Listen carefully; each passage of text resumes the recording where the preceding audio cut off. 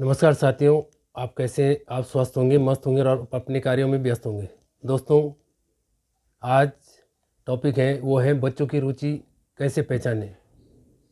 Actually क्या होता है, आज काम के चक्कर में माँ बाप इतने व्यस्त हो जाते हैं कि बच्चों की रुचि नहीं पहचान पाते हैं।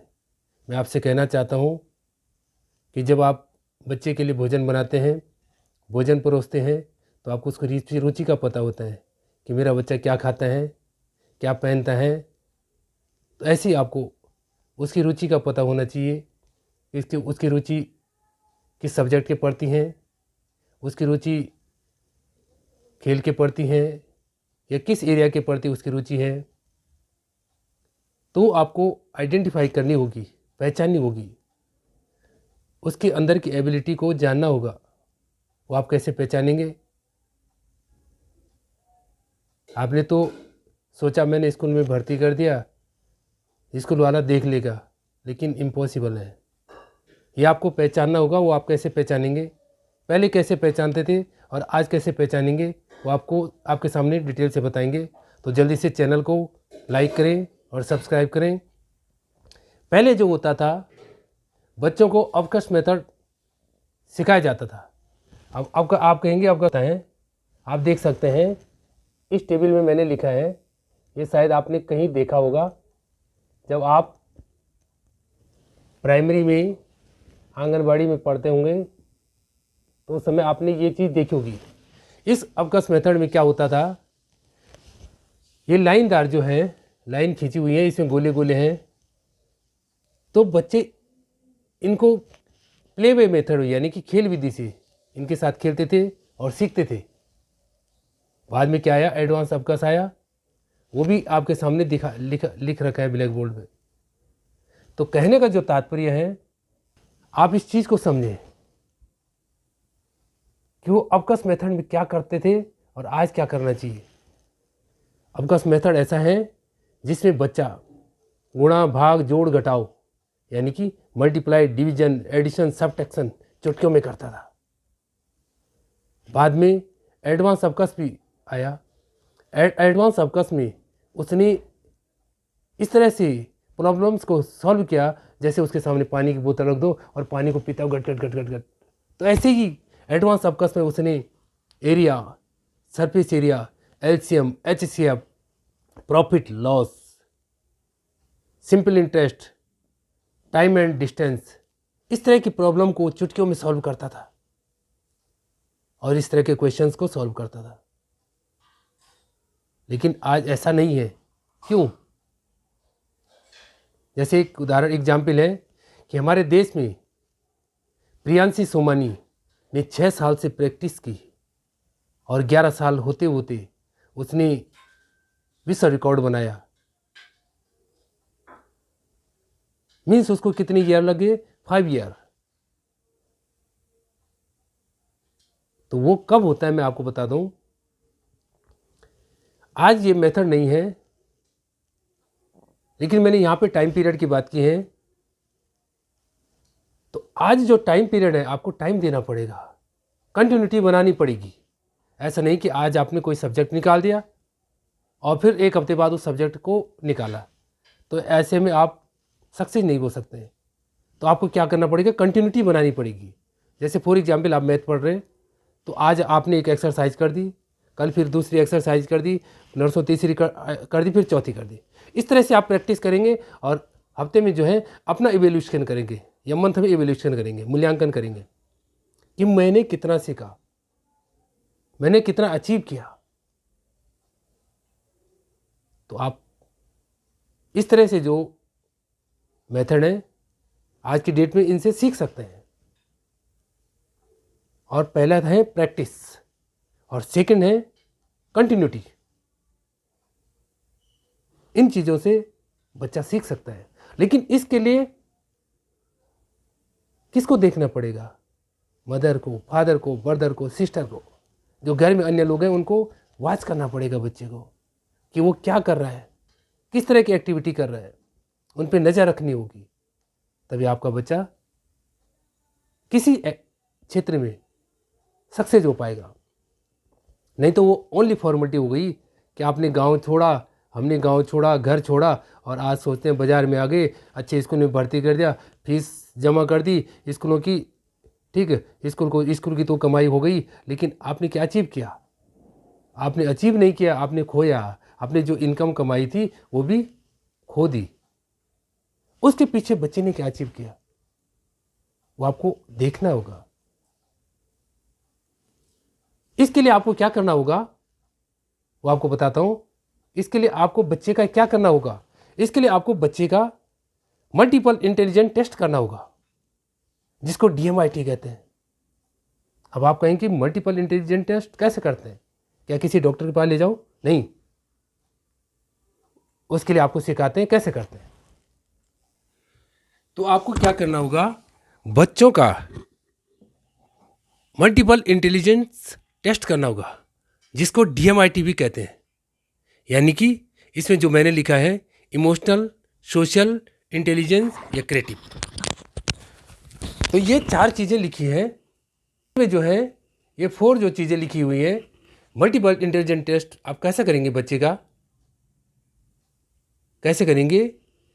आपको क्वेश्चन का पता चलेगा, क्वेश्चन का पता करना है। वो कैसे करेंगे ना कि आपका बच्चा इमोशनल है, इमोशनल मीन्स भावनात्मक है, या सोशल है, सामाजिक है, इंटेलिजेंस है यानी कि तेज तर्रार है, या क्रिएटिव है, किसी एक्टिविटी में यानी कि क्रिएटिव एक्टिविटियों में यार कई प्रकार की एक्टिविटियाँ करता है तो उसको क्या बोलते हैं? क्रिएटिव बोलते हैं। तो किस टाइप्स के उसकी रुचि है, तो ये आपको चेक करना होगा। जब आप चेक करेंगे तो आपको उसके आइडिया के बारे में पता चलेगा, उसको समझने का पता चलेगा।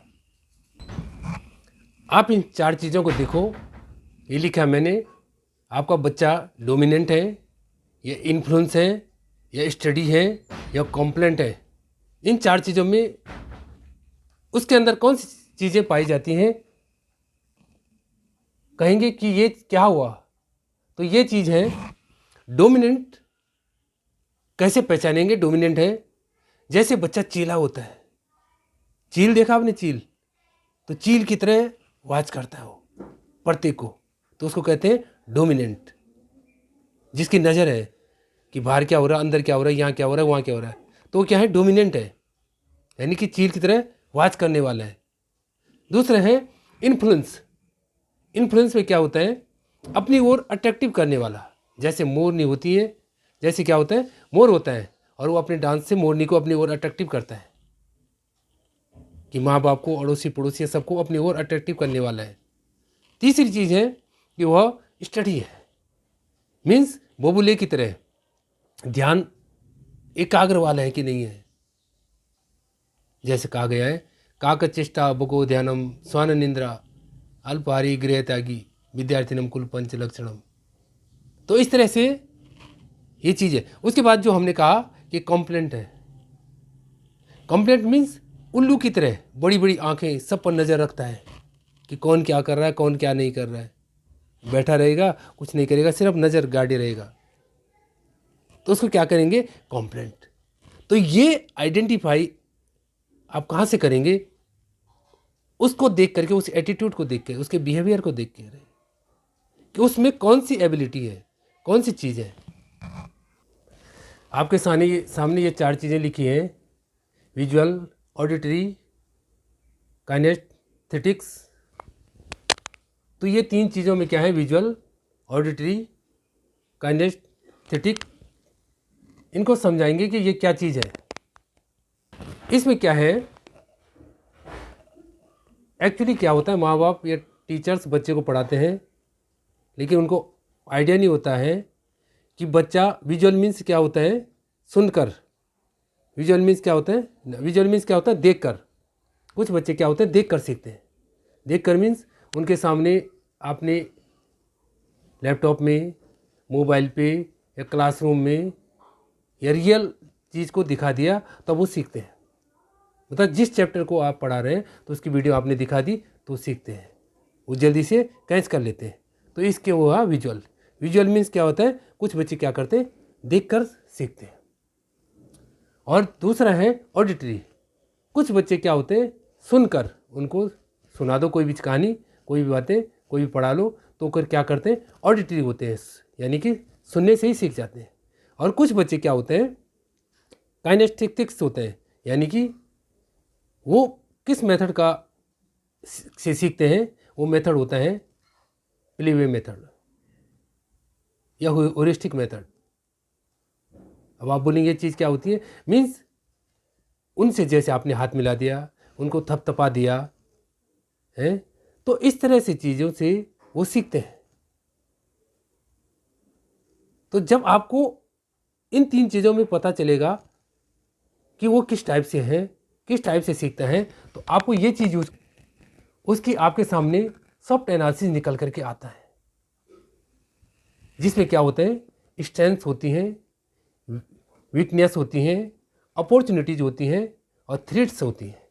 ये 4 चीज़ें आपके सामने निकल करके आएंगी कि बच्चा किस चीज़ में, 4 चीज़ें निकल करके आएंगी। इससे आपको क्या पता चलेगा, उसका सॉफ्ट एनालिसिस, उसके अंदर क्या स्ट्रेंथ है, क्या वीकनेस है, क्या अपॉर्चुनिटी है, क्या थ्रेट्स है। इन चीज़ों से आप उसका ऑब्जर्व कर सकते हैं, उसको पहचान सकते हैं। इससे आप उसकी स्ट्रीम बोलेंगे, स्ट्रीम का सिलेक्शन कर सकते हैं कि आगे जा कर के वो साइंस स्ट्रीम लेगा, मैथ लेगा, बायो लेगा, आर्ट लेगा, या किस एरिया में जाना चाहेगा, कैसे जाएगा, मतलब कौन से उसकी चॉइस है, कौन सा सिलेक्शन वो करेगा, किस सेक्टर में वो जाना चाहता है। तो इससे आपको सहूलियत हो जाती है और उसकी कैपेसिटी का पता चल जाता है। ये ना हो कि बच्चे की कैपेसिटी 10 किलो गेहूँ उठाने की है और आप अपने उसके कमर में 20 किलो रख दिया तो कभी उठ नहीं पाएगा, कहीं ना कहीं साइड इफ़ेक्ट हो जाएगा। बच्चा 1 रोटी खाता है, आपने 2 खिला दी तो साइड इफ़ेक्ट हो जाएगा कहीं ना कहीं। तो वही चीज़ें आपको समझा रहा हूँ कि नो प्रेशर, बच्चे पे प्रेशर नहीं करना है, बच्चे की कैपेसिटी चेक करो या बच्चे में कैपेसिटी बिल्डिंग तैयार करो। बच्चे की जो कैपेसिटी है उसको बढ़ाओ। वो कैसे बढ़ेगी, बच्चा जब खेलता है तो अगर वो 1 आवर के बजाय 2 आवर खेलता है, 3 खेलता है, तो जितने समय तक वो खेलता है तो उसकी एनर्जी, बड़ा आदमी तो खेलेगा तो थक जाएगा, लेकिन बच्चे की एनर्जी जो है 4 टाइम्स क्या होती है, बढ़ जाती है। वो थकता नहीं, उसकी एनर्जी क्या होती है, बढ़ती रहती है। लेकिन अगर वो बैठा हुआ है तो एनर्जी क्या हो जाएगी, डैम्प हो जाएगी। वो जितना खेलेगा कूदेगा तो उसकी क्या है, एनर्जी बढ़ती रहेगी। उससे उसमें क्या होगी, कैपेसिटी बिल्डिंग होगी, सोचने की, समझने की, मेंटल सभी जितनी कैपेसिटी है उसके अंदर, तो उन चीज़ों को समझने की वो कोशिश करेगा और जल्दी से समझ पाएगा। माइंड क्या होता है, शार्पनेस होता है। तो इस तरह से आपके सामने ये टॉपिक रखा, तो जल्दी से दोस्तों चैनल को लाइक करें, कमेंट्स करें और सब्सक्राइब करें, जिससे कि आपके सामने अच्छी अच्छी वीडियो लेकर आ सकें। Thank you. जय हिंद, जय भारत, जय देवभूमि उत्तराखंड। बने रहे अच्छी अच्छी वीडियो के लिए हमारे साथ। Thank you.